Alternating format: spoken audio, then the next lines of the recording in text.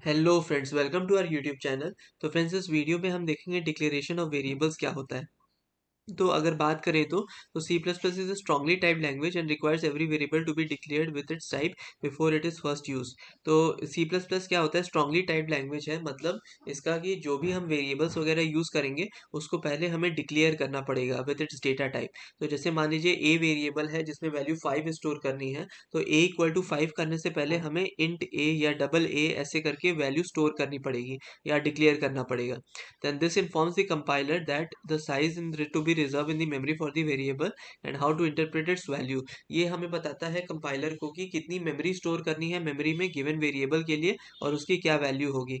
For example int x जब हमने कहा तो ये int का जितना भी बाइट्स है या जितना भी बिट्स है वो जाके उतने बिट्स को रिजर्व कर देगा फॉर x। सिमिलरली डबल के केस में y के लिए रिजर्व कर देगा।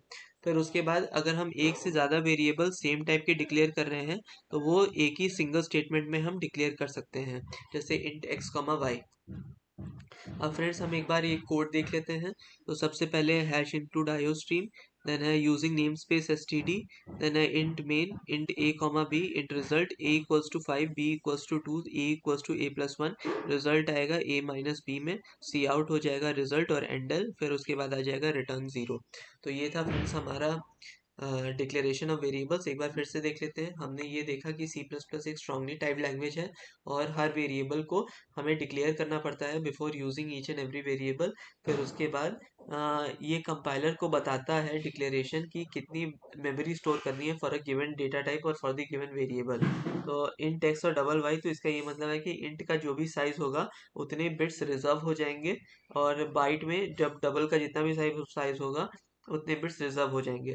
फिर उसके बाद अगर हम एक से ज़्यादा वेरिएबल डिक्लेयर करते हैं सेम टाइप का तो उसको सिंगल लाइन में कर सकते हैं, जैसे इंट एक्स कॉमा वाई।